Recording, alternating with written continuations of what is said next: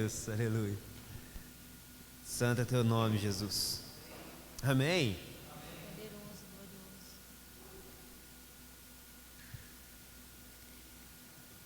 Irmãos, quando nós cantamos essas canções, que os possa despertar um senso de uma realidade em nossa vida. Nós não estamos cantando ao acaso nem para alguém distante, mas por alguém que está tão próximo que nós não imaginamos. A proximidade que Ele está do seu reino. Então isso deve despertar em nós um profundo desejo de querer e desejá-lo, conhecê-lo mais. Isso é que tem que ser gerado em nosso coração. Amém? Glória a Deus. Valeu, Nath. Abre comigo em Colossenses.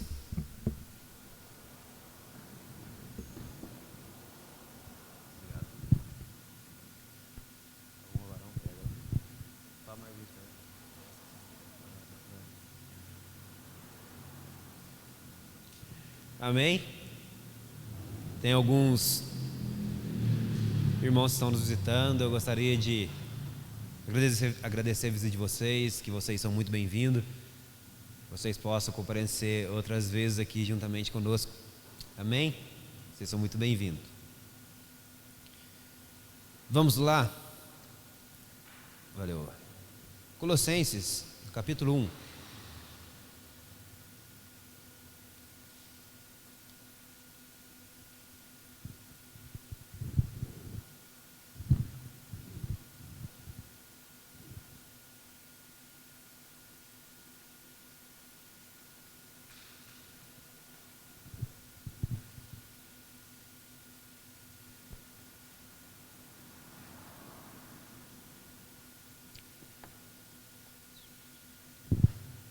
Todo mundo abriu aí? Colossenses 1. A gente vai ler a partir do verso 1, que diz o seguinte: Paulo, apóstolo de Cristo Jesus, por vontade de Deus, e o irmão Timóteo, aos santos e fiéis irmãos em Cristo, que se encontram em Colossos, graça e paz a vós outros da parte de Deus, nosso Pai. Damos sempre graças a Deus, Pai de nosso Senhor Jesus Cristo, quando oramos por vós, desde que ouvimos da vossa fé em Cristo Jesus e do amor que tendes para com todos os santos, por causa da esperança que vos está preservada nos céus, da qual antes ouvistes pela palavra da verdade e do Evangelho, que chegou até vós, como também em todo o mundo está produzindo fruto e crescendo. Tal acontece entre vós desde o dia em que ouvistes e entendestes a graça de Deus na verdade, segundo fostes instruídos por Epáfras, nosso amado conservo, e quanto a vós outros, fiel ministro de Cristo, o qual também nos relatou do vosso amor no Espírito. Amém? Glória a Deus. Hoje a gente vai estar falando um pouquinho a respeito da nossa bendita esperança. O que nos move? O que move a nossa vida? O que move o nosso existir? Essa é uma pergunta que eu faço para a tua vida e para a minha. O que tem nos motivado a viver? Já parou para pensar? Eu gostaria que você refletisse um pouquinho a respeito dessa pergunta. O que tem motivado a tua vida? Qual é o motivo de você ainda continuar a existir?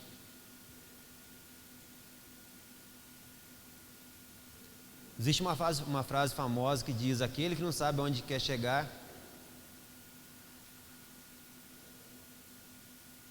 ele aceita todos os caminhos. Aquele que não tem um destino, todo caminho que ele pegar é um caminho válido para ele. Então, por isso que nós devemos ter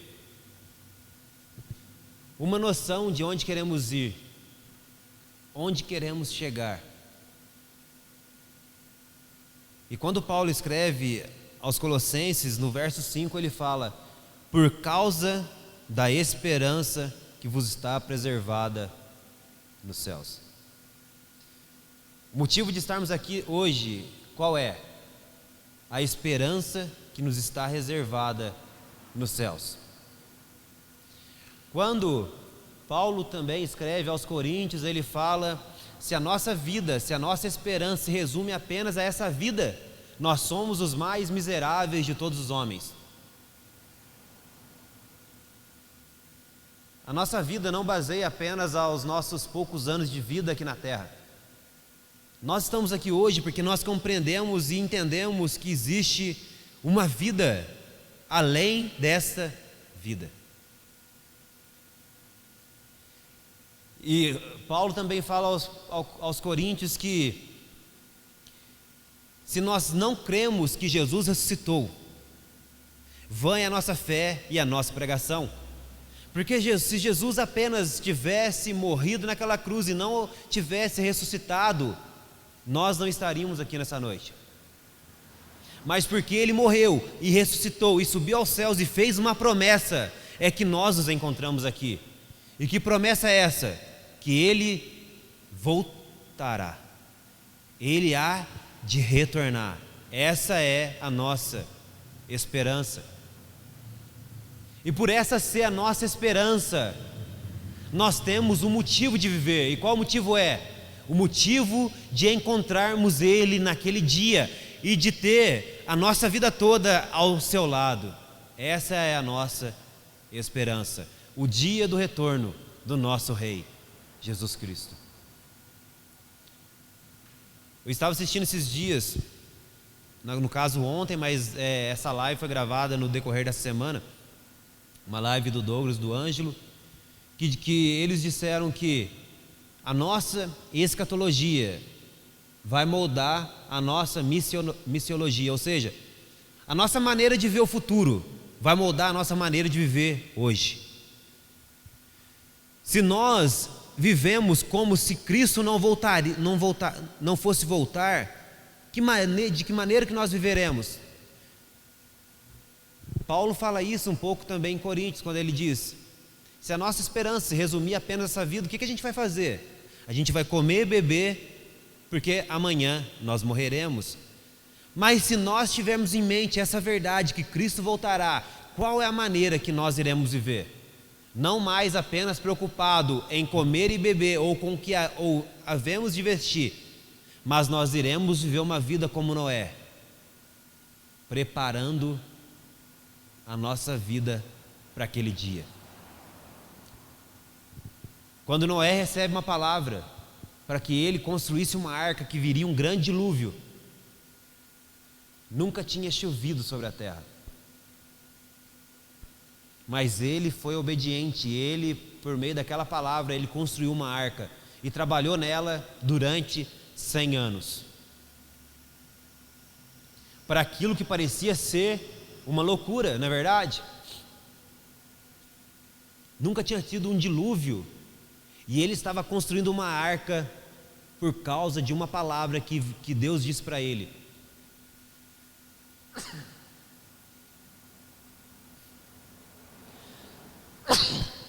Uma palavra a qual Deus disse que mandaria chuvas sobre toda a terra. Imagina comigo, irmãos, a vida de Noé durante aqueles 100 anos ao qual ele estava construindo uma arca. O que parecia ser uma vida de Noé diante de todos aqueles? Uma vida de um homem louco, não é verdade? Só podia ser, porque nunca tinha chovido e Noé estava construindo uma arca. Noé era tido como louco durante aquele tempo, mas no dia que veio a chuva, aquele homem que era o mais louco daquela nação e de todo mundo, ele veio a ser o homem mais sábio entre todos eles. Então hoje, quando alguém lá fora vê a gente levando uma vida que a gente vive hoje, aqueles lá fora falam: mano, você está viajando, cara. Mano, você está, que isso é louco. Por que viver uma vida como você tem vivido? Se tem toda uma vida para se viver. Não é isso que muitos dizem? Você está perdendo a tua vida, irmão. Você está perdendo a tua vida, você indo na igreja, você é louco, não fazendo um monte de coisa, deixando de viver tantas outras. Você só pode estar viajando, você só pode estar louco. Mas tudo isso que a gente tem construído durante toda a nossa vida é por aquele dia, a qual Ele voltará. E tudo isso que parece ser loucura hoje, naquele dia, nós seremos tidos como sábios, porque nós iremos compreender os tempos e as épocas. É isso que nós estamos esperando, o retorno de Jesus Cristo. E é isso que tem motivado a nossa vida.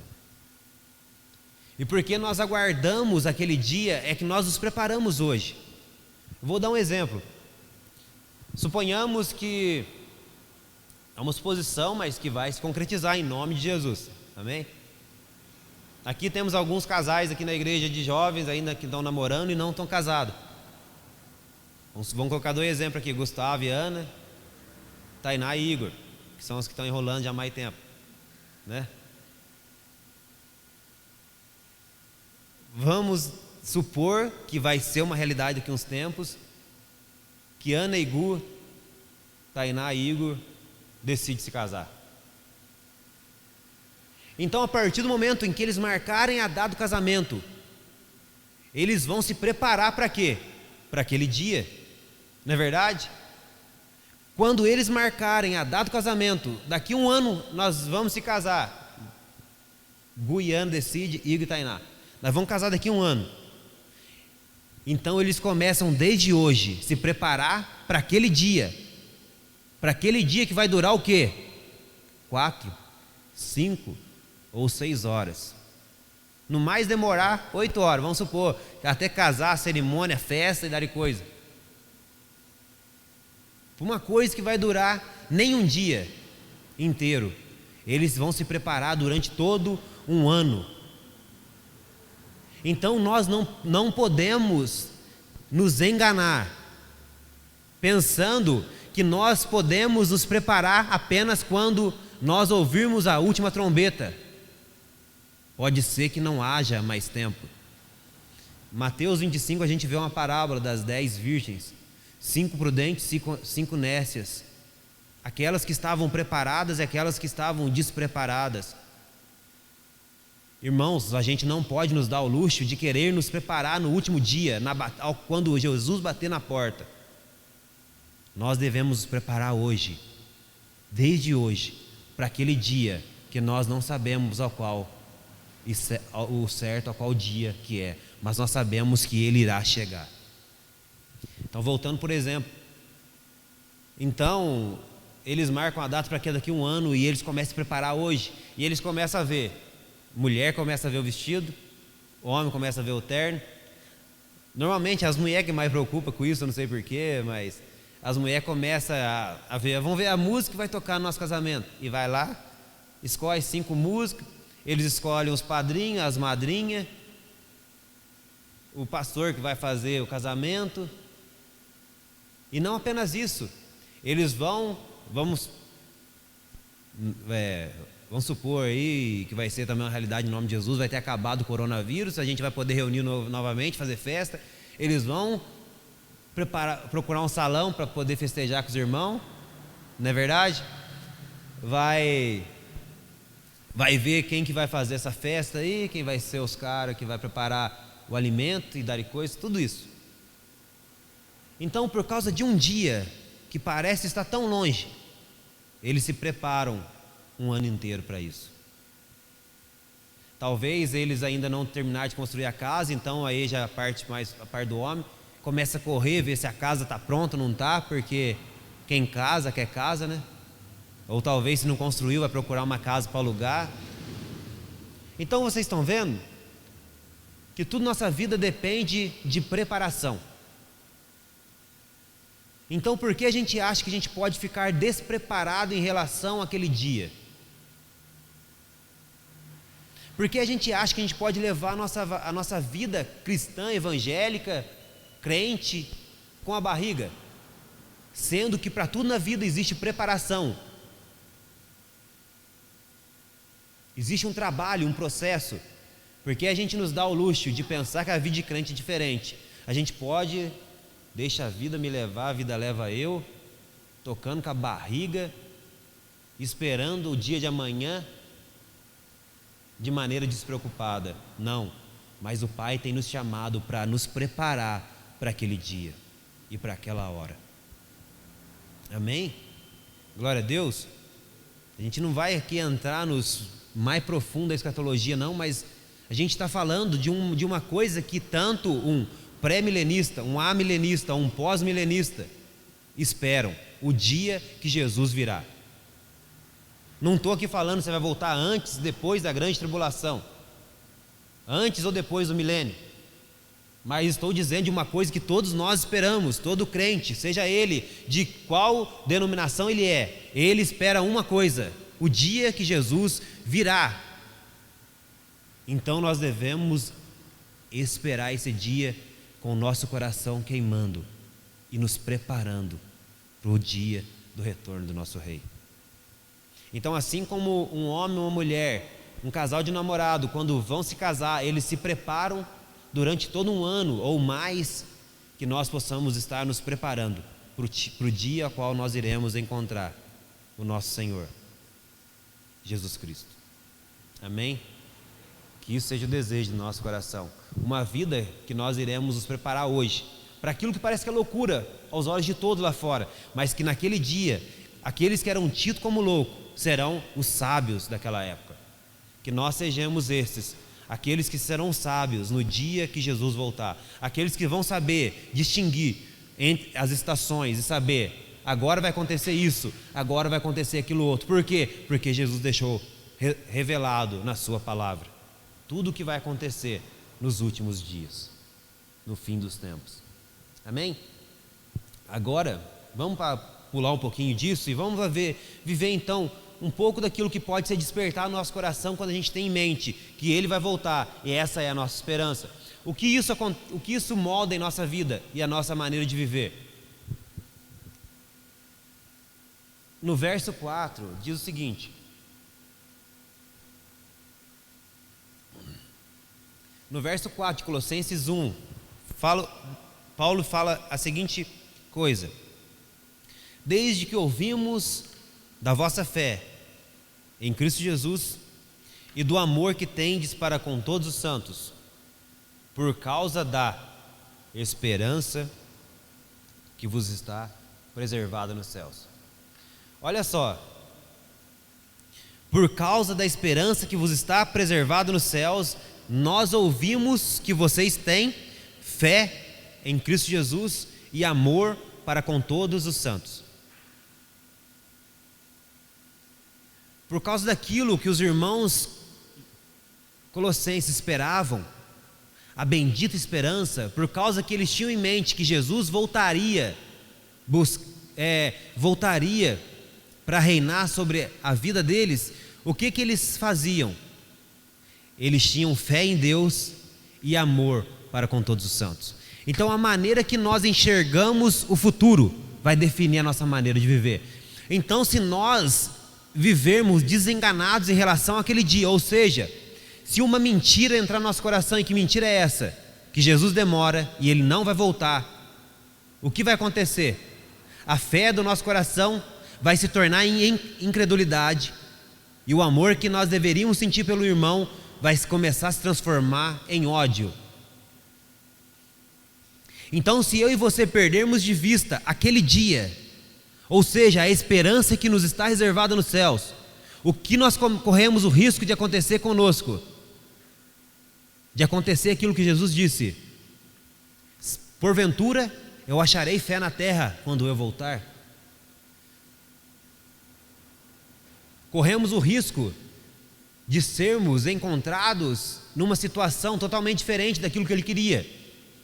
Em vez de sermos encontrados com um coração cheio de fé em Jesus Cristo, aquele que perder de vista aquele dia, ou seja, de pensar que Ele não vai voltar, nós podemos ser encontrados como aqueles que serão incrédulos naquele dia. Porventura acharei fé na terra quando eu voltar. Então, a maneira que nós olhamos para o futuro vai definir a nossa maneira de viver no presente. Ou seja, se nós esperamos Jesus voltar, o nosso coração, sabe o que vai acontecer com ele? ele vai queimar de amor por Jesus e de fé que ele há de voltar, governando a nossa vida. Amém? Sabe por que Jesus disse: porventura eu acharei fé na terra? É porque aqueles homens, eles deixaram ser enganados. Eles deixaram de ser enganados, sabe por quê? Porque é a mesma conversa que a gente ouve no nosso dia a dia.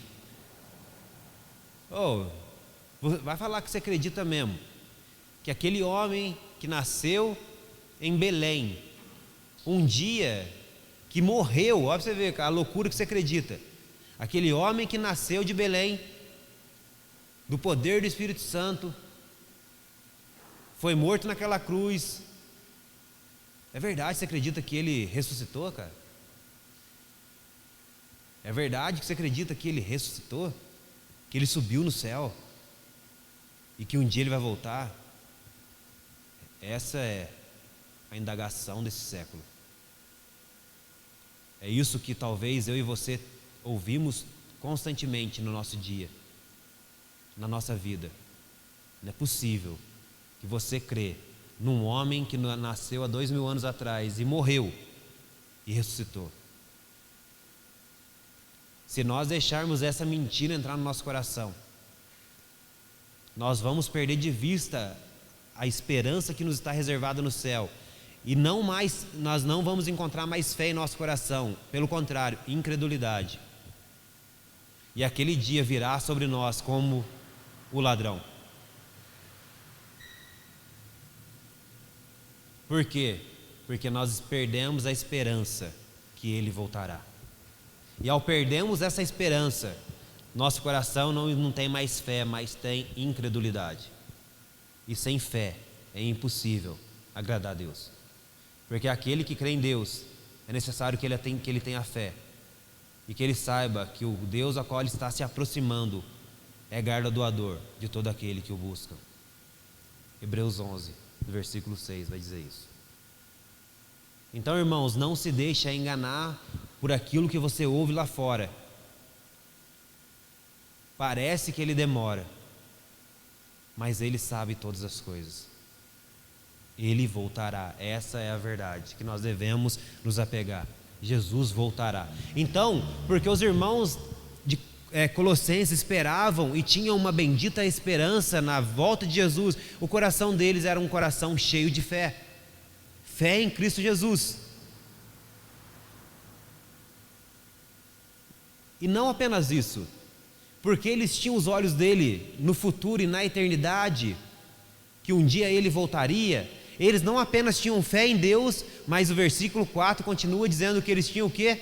Amor para com todos os santos.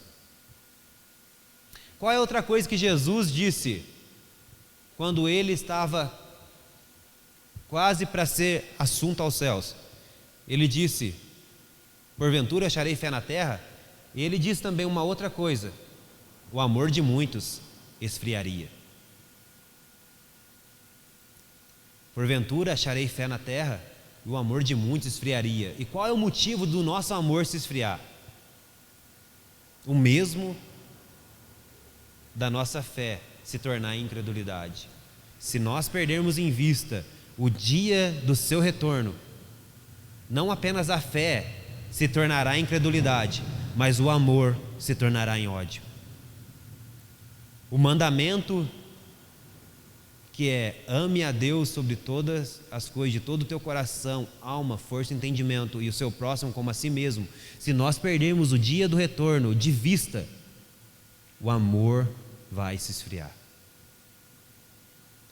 Então, se eu e você queremos viver uma vida cheia de fé e cheia de amor para com os irmãos, nós devemos ter uma coisa em mente: nós não podemos deixar aquele dia passar despercebido na minha vida e na sua. Nós devemos ansiar o dia do retorno do nosso grande Rei e Salvador, Jesus Cristo.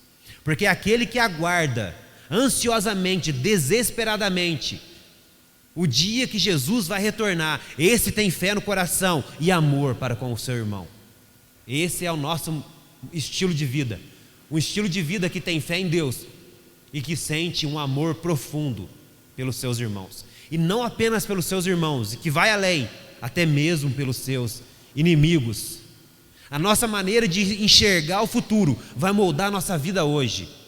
Se nós perdemos de vista a realidade do retorno de Jesus, eu e você seremos uma pessoa fria e sem amor. Mas se nós tivermos certeza, convicção no que Ele retornará, nós teremos uma vida cheia de fé e de amor para com os nossos irmãos. É isso que aquela igreja dos Colossenses vivia. E é esse o desejo da minha vida para essa comunidade, para a vida da igreja no Brasil, na nossa cidade, em todo o mundo. Uma vida de igreja que espera o retorno de Jesus e que a cada dia mais tem fé no teu coração e que a cada dia mais sente amor para com todos os santos. Amém. James K.A. Smith diz: a ação mais revolucionária de todos os tempos é aguardar. Nós vivemos num período da história, e eu digo um período da história, vamos colocar desde a Revolução, do Iluminismo até hoje, que os homens querem ser revolucionários, não é verdade? Nós queremos viver uma revolução. Homens que aderiram a sua vida ao feminismo. Por quê? Porque elas querem ser revolucionárias, ela quer mudar o seu tempo. Mas sabe qual é o ato mais revolucionário de todos? Aguardar. Se nós queremos ser revolucionários, se nós queremos ver de fato uma mudança sobre toda a terra, sobre toda a sociedade caída, uma coisa nós devemos querer e desejar: aguardar. Aguardar o quê? O dia da manifestação do glorioso Rei e Senhor Jesus Cristo. O ato mais revolucionário que eu e você queremos e devemos ter é: aguarde. E não apenas aguarde, mas apresse o dia do Senhor. Pedro fala isso: aguardando e apressando o dia do seu retorno. E como nós podemos apressar o dia do retorno do grande rei? Vivendo uma vida piedosa, justa nessa sociedade caída, desejando e clamando: Maranata, ora vem. Irmão, sabe por que eu falo isso? Porque hoje nós temos firmes convicções na nossa mente. Se você for conversar com um jovem, principalmente um universitário, ele vai ter uma firme resolução na mente dele. Ele vai ter uma convicção se o Bolsonaro é bom ou se o Bolsonaro é ruim. Dificilmente você vai ver um jovem frequentador de uma universidade que vai ficar em cima do muro. Ou ele vai dizer: eu sou de esquerda ou eu sou de direita, eu sou pró ou contra Bolsonaro. E ele vai dar a vida por causa disso. Ou seja, porque ele quer uma mudança, ele quer algo diferente acontecendo. Mas assim como eu disse, o ato mais revolucionário de todos os tempos não é você se apegar à direita ou à esquerda, mas é você aguardar aquele que é o único capaz de transformar toda a terra. Nós depositamos nossa confiança em homens caídos e pecaminosos como nós, mas há de vir aquele dia, a qual aquele que morreu naquela cruz pelo meu e pelo seu pecado, mas que ressuscitou e subiu aos céus, ele há de voltar para governar sobre toda a terra, e do seu trono fluirá justiça e retidão. E para Jerusalém fluirão os povos para aprender da sua lei. Esse é o único que pode mudar toda a terra: Jesus Cristo, um rei justo e um rei verdadeiro. Essa é a nossa esperança no dia do retorno do grande rei e Salvador Jesus Cristo. Se você quer ser um revolucionário, aguarde. Aguarde o quê? O dia. Mas como você vai aguardar o dia? Se preparando. Glória a Deus. Como nós iremos aguardar aquele dia de braço cruzado, sentado numa cadeira, assobiando na sombra e água fresca? Não, nos preparando, gastando a nossa vida na obra do Senhor, para o seu inteiro agrado. Amém? Depositando toda a nossa vida nas suas mãos, na mão daquele que é poderoso para salvar, na mão daquele que é poderoso para moldar a nossa vida, o nosso coração e a nossa mente, segundo a sua vontade.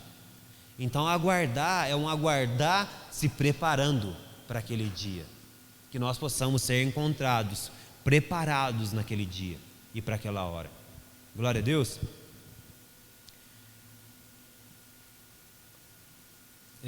Hoje, o problema é que hoje a gente vai conversar com algumas pessoas e a gente fala, mano, é preciso ter fé, cara. E a gente ouve uma resposta, mas eu tenho fé, não é isso? Se você for conversar com a grande maioria das pessoas lá fora, elas vão dizer, eu tenho fé. Mas a fé que agrada a Deus não é qualquer fé. Como assim?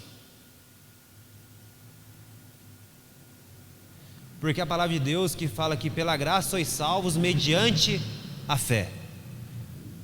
Efésios vai dizer isso. Pela graça sois salvos mediante a fé. Mas fé em quem? Fé no quê? Não basta ter fé. Porque se a gente for ver lá fora, muitas pessoas têm fé na fé. Fé nela mesma, fé no emprego dela, fé numa religião. Mas a fé que nos salva é a fé em Cristo Jesus. Não basta ter fé, nós devemos ter fé em Cristo Jesus, nosso Senhor. E amor para com todos os santos. Não basta ter amor por si mesmo. Devemos ter amor para com todos os santos. E o mandamento é: ame a Deus com todo o teu coração, força, alma e entendimento, e ao próximo como a ti mesmo. Não basta se amar, tem que amar o seu próximo. Não basta amar apenas o irmão, temos que amar até mesmo os nossos inimigos. Cara, não é um negócio fácil, cara. Mas se nós ansiamos aquele dia, essas realidades vão brotar no nosso coração e no nosso ser. Nós não apenas teremos fé em alguma coisa que vai dar certo, mas nós temos fé em Cristo Jesus. E nós não amamos apenas a nós mesmos, nós conseguimos amar o nosso irmão, porque aquele dia desperta essa realidade na nossa vida. Vamos continuar lendo esse texto?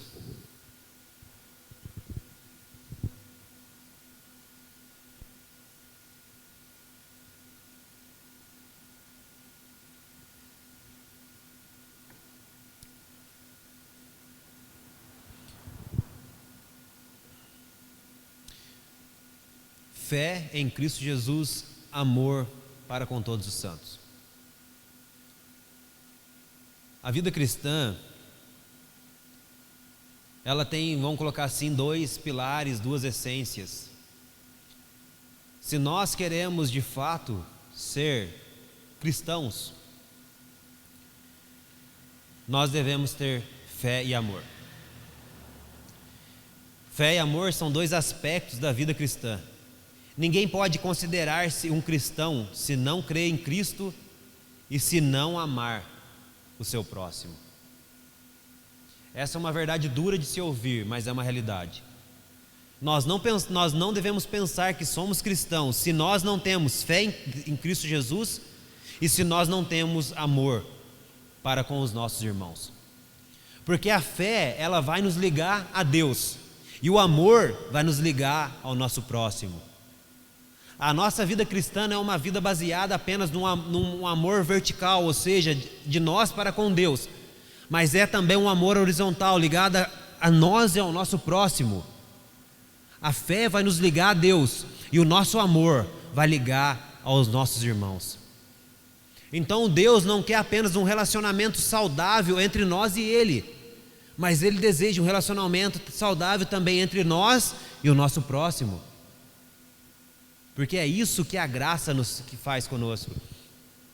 Quando nós lemos o versículo 2, diz: aos santos e fiéis irmãos em Cristo Jesus que se encontram em Colossos, graça e paz a vós outros. Olha só, ele diz: graça e paz a vós outros. Graça é um dom imerecido, ou seja, é aquilo que Deus nos dá sem nós merecermos. Isso é graça. E o fruto da graça é o quê? Paz. E paz com quem? Paz com Deus. Outrora eu e você estávamos longe dele, éramos inimigos dele. Quando a gente vai ler a Bíblia vai falar que nós era inimigo de Deus, cara.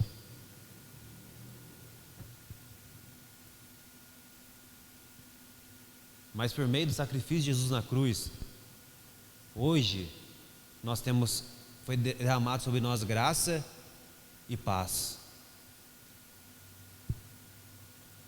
Você conseguiria ter um relacionamento com um inimigo teu?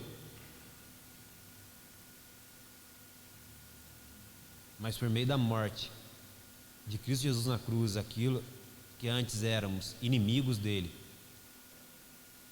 por meio do seu amor e graça, ele nos fez ter paz com Deus.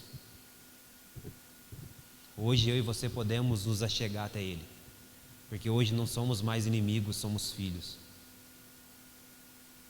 Nós não tínhamos acesso, hoje nós temos acesso ao Pai. Nós estávamos separados de Deus, sem esperança, sem Deus no mundo, mas por meio da morte de Cristo, hoje Ele nos concede graça e paz. Graça é um dom imerecido, e o fruto da graça é paz com Deus. Hoje eu e você podemos nos achegar até Ele. Que nós desejemos uma geração que compreendeu a graça e vive uma vida de paz com Deus, desejando agradá-lo com toda a nossa força. Amém? Se coloque de pé, vamos orar?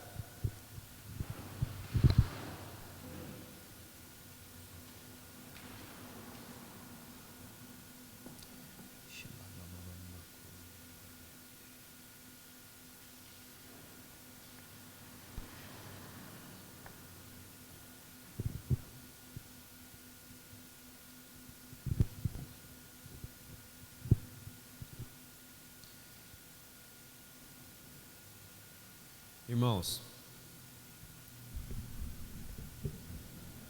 que o nosso coração seja um coração que esteja totalmente desejoso por aquele dia, ansiando aquele dia,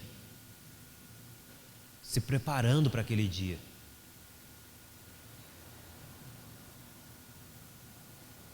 O Pai nos deu um privilégio de ser chamado filho. E não existe nada mais no coração de um filho que se dá bem com o pai, pro dia, para a hora que o pai chega em casa, para que ele possa abraçá-lo, cara. Que no nosso coração possa ter uma saudade de Jesus, uma saudade que está sendo, vamos colocar assim, amenizada pelo consolo do Espírito. O Espírito Santo é o Consolador e nos consola dessa saudade. Mas que nós venhamos a ter um coração queimando de amor por Jesus e por aquele dia, o dia ao qual nós iremos encontrá-lo de uma vez por todas, e nós poderemos estar com Ele para sempre. Que esse seja o desejo do meu e do teu coração, cara, aquele dia, aquela hora, o retorno de Jesus. E que nós sejamos pessoas que tenham cada dia mais fé um amor brotando no coração, cara. Um sentimento sem igual de amor, de abnegação, de compromisso com o Senhor. Porque aquilo que nos move é o dia que Ele virá. E nós estamos aguardando. E não apenas aguardando, mas nós estamos nos preparando. Como você pode se preparar? Perdoando o seu irmão. Como você pode se preparar? Amando o teu próximo. Como você pode se preparar? Dando a face quando alguém te ferir.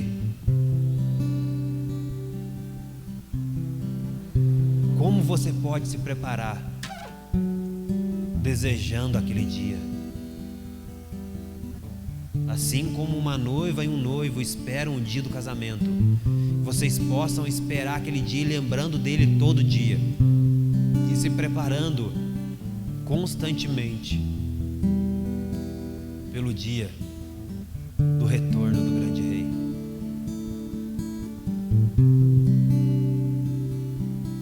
Como você pode se preparar? Gastando as horas do seu dia aos pés de Jesus. Como você pode se preparar? Se doando na obra do seu reino.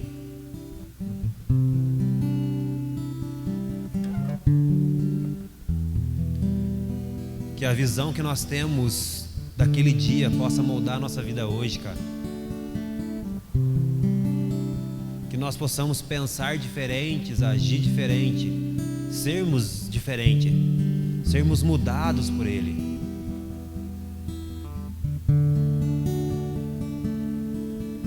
Nós venhamos a ter convicção, que nós venhamos a ter firmeza de pensamento, que Ele voltará, breve virá o Senhor. Essa é a nossa bendita esperança. Antes de encerrar, eu gostaria que o Marcos colocasse ali Tito capítulo 2.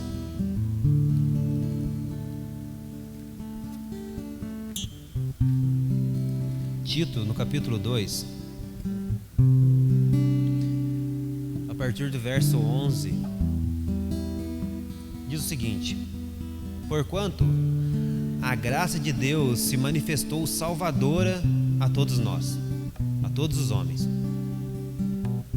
educando-nos para que, renegadas a impiedade e as paixões mundanas, vivamos quando, na era por vir, não, no presente século, sensata, justa e piedosamente, aguardando a bendita esperança e a manifestação da glória do nosso grande Deus e Salvador, Cristo Jesus, o qual a si mesmo se deu por nós, a fim de remir-nos de toda iniquidade e purificar para si mesmo um povo exclusivamente seu, zeloso de boas obras.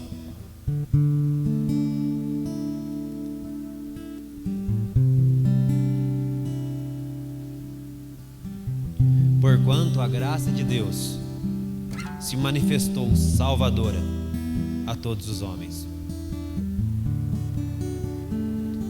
E essa graça, ela tem um porquê: para nos educar, para que nós reneguemos a impiedade e as paixões mundanas, ou seja, para que nós venhamos mandar para longe toda impiedade e toda paixão mundana, e para que vivemos quando Jesus voltar? Não, no presente século, hoje.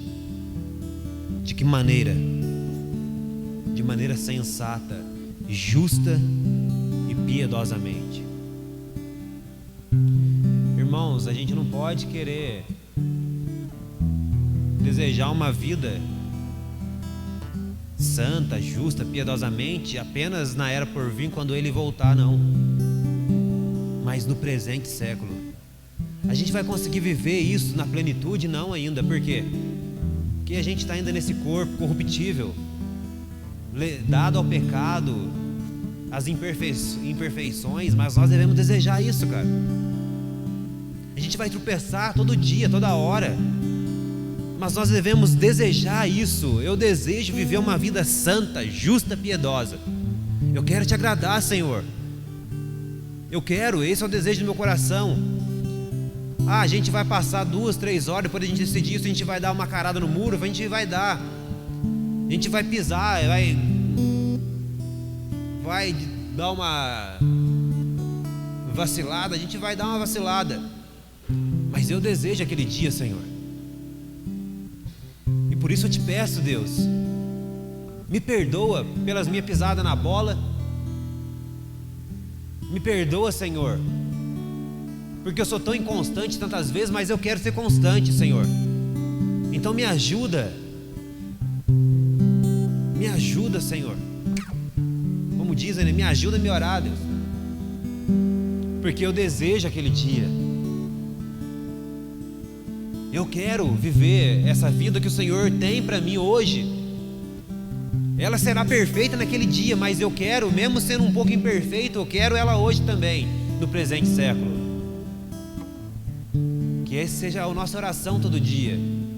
Sabe quando você sentiu um pouco desanimado? Talvez você sentiu desanimado hoje. Talvez antes de você vir para a igreja já estava desanimadão, cara.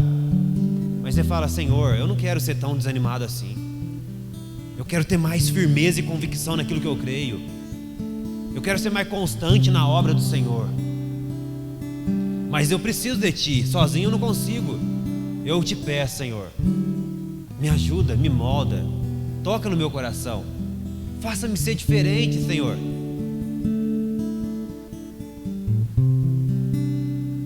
Sabe aquele pecado que você cometeu antes de vir para o culto?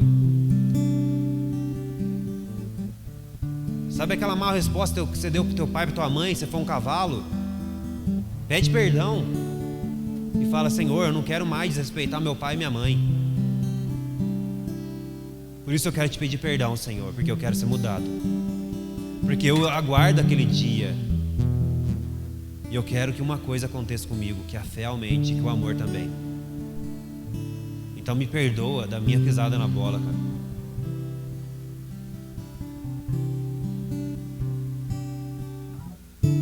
Talvez antes de você vir para o culto, você pegou teu celular e viu aquela foto daquela mulher pelada. Você possa se arrepender agora e falar: Senhor, me perdoe. Eu não quero mais, Senhor. Não é isso que você tem para mim. Antes, o que você tem para mim é uma vida santa, justa e piedosa. É essa vida que eu quero viver. Eu quero ser um homem e uma mulher zeloso de boas obras. Eu quero te aguardar, Senhor, com todo o meu coração. Sabe aquela mensagem que você mandou para aquele rapazinho?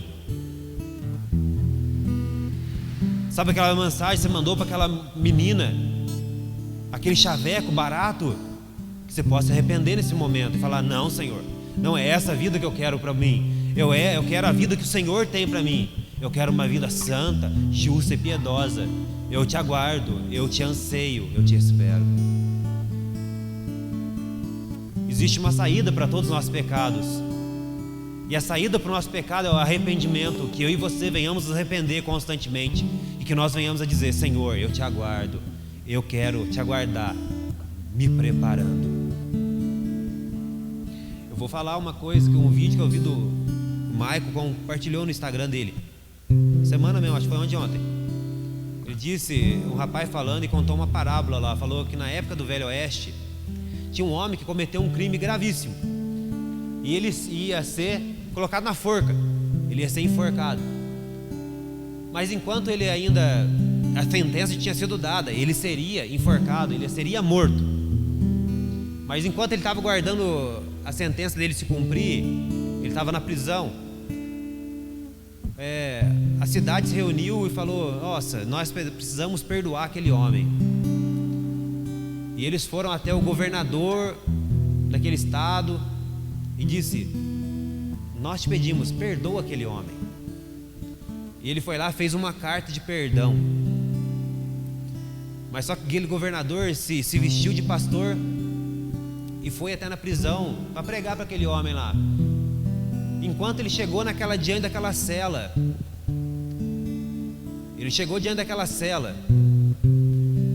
uma carta de perdão dentro da Bíblia e falou assim: jovem, você precisa se arrepender.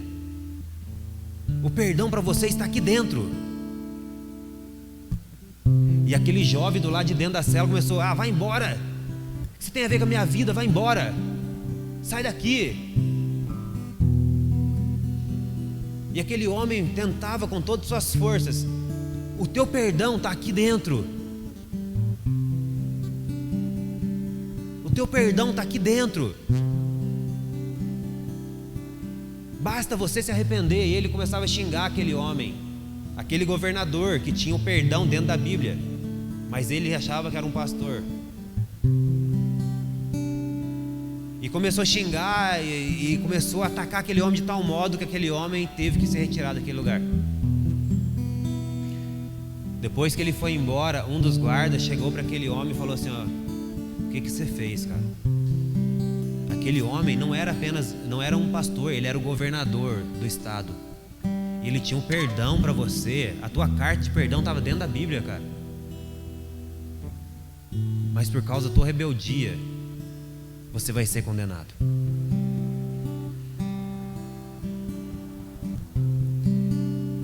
E naquele momento que ele estava para ser enforcado, antes de ser enforcado, ele falou: eu posso dizer apenas uma coisa para essa multidão, porque como era costume da época, quando alguém ia ser enforcado, todo mundo estava vendo. E aquele jovem falou o seguinte para aquela multidão, falou assim: eu estou aqui hoje e vou ser enforcado e vou ser morto, não por causa do meu pecado.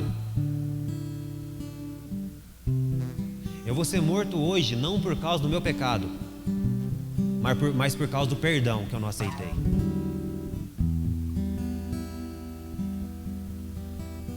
Eu não vou ser morto por causa do meu pecado, mas por causa do perdão que eu não aceitei.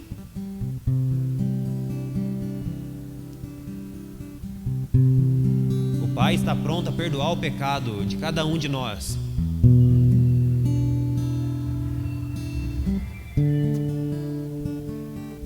O pecado que você cometeu de pornografia antes de vir para o culto, o chaveco barato, o seu relacionamento com a sua namorada que não é um relacionamento saudável aos olhos de Deus, o meu e teu pecado de maltratar a nossa esposa, o nosso marido, os nossos pais, nossas mães, os nossos irmãos, eles podem ser perdoados hoje, se o Pai encontrar arrependimento no nosso coração. Ninguém naquele dia vai ser condenado apenas porque ele pecou, porque se não fosse assim, todos nós seríamos condenados, porque existia apenas uma sentença para mim e para você, para todos nós: condenação, lago de fogo, inferno. Era isso, era para aquele lugar que todos nós aqui devíamos ir, e a gente sabe disso. Mas Jesus foi pregado na cruz, e a palavra diz: e todo aquele que voltar para Ele e olhá-lo será salvo. Existe uma mensagem desde sempre, e a mensagem é: arrependei-vos. Arrependei-vos, porque está próximo o reino dos céus. Se existir arrependimento no meu e no seu coração, cara, não existe pecado que nos condena, porque a graça de Deus é muito maior do que todos os pecados. Porque onde abundou o pecado, superabundou a graça de Deus. Mas é necessário arrependimento. É necessário nos lançar aos pés de Jesus e pedir: Pai, perdoa-me do meu pecado. Eu pequei, Senhor, mas eu não desejo mais. Eu quero ser igual ao Senhor. Eu quero me aproximar de Ti, Jesus.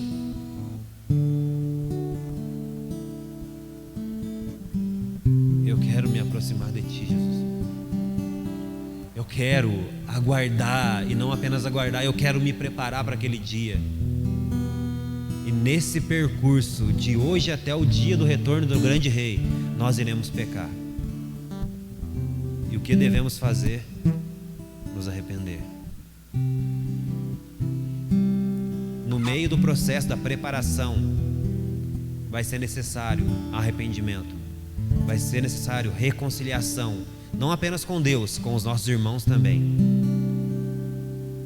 Se você quer se preparar hoje, se você quer ter uma vida de preparação, se arrependa, peça perdão, dê a outra face, ame seu próximo, busque a Deus incessantemente, corra para Ele todos os dias, aguardando, esperando, apressando o dia do Senhor. Que a graça possa cair sobre o nosso coração, sobre a nossa vida. Que a paz que flui do trono de Deus possa vir sobre a nossa vida. E que nós possamos ter fé em Deus e amor para com o nosso irmão a cada dia da nossa vida.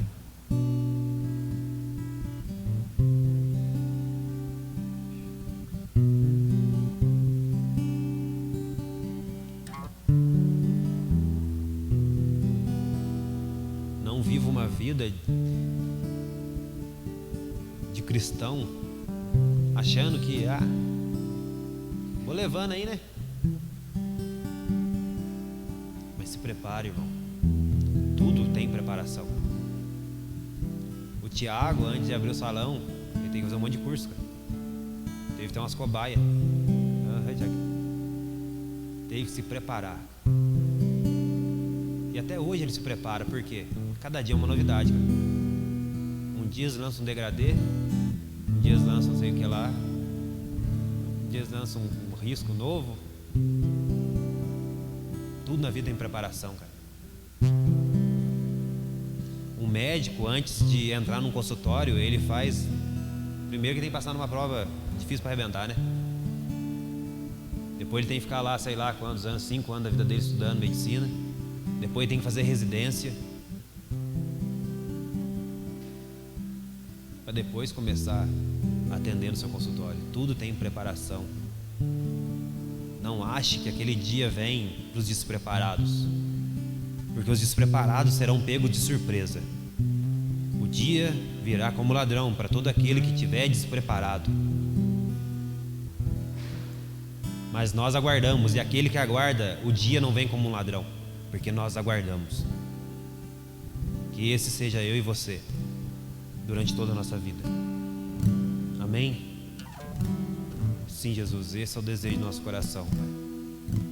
Nós queremos, por mais que hoje a gente seja imperfeito, nós queremos viver uma vida santa, justa e piedosa, porque existe uma bendita esperança que nos está reservada nos céus, e ninguém pode tirar de nós.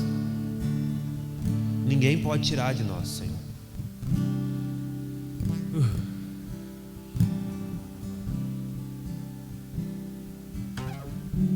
Toca esses jovens, toca a minha vida para essa realidade, Senhor. Toca essa geração que está se formando, Senhor, com essa realidade, Jesus.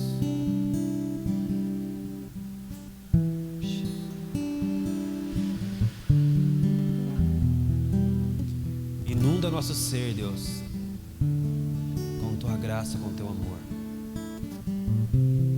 Nos perdoa porque muitas vezes, Senhor, fazemos aquilo que não agrada o teu coração, Jesus. Mas que nós venhamos a estar nos preparando todos os dias para o dia do teu retorno. Gera, Senhor, arrependimento em nossas vidas. Gera uma mente que não está dividida entre dois senhores, mas que uma mente que é totalmente tua. Uma mente que é totalmente tua, que pensa os teus pensamentos, que sonham os teus sonhos, que viva a vida que o Senhor tem para nós. No nome de Jesus. No nome de Jesus.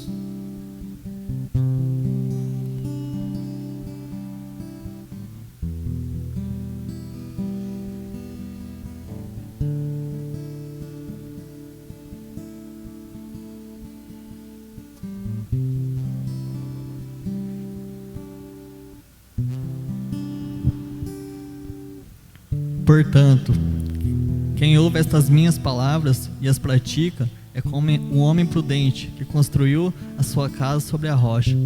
Caiu a chuva, transbordaram os rios, sopraram os ventos e deram contra aquela casa. E ela não caiu, porque tinha seus alicerces na rocha. Mas quem ouve estas minhas palavras e não as pratica é como um homem insensato que construiu a sua casa sobre a areia.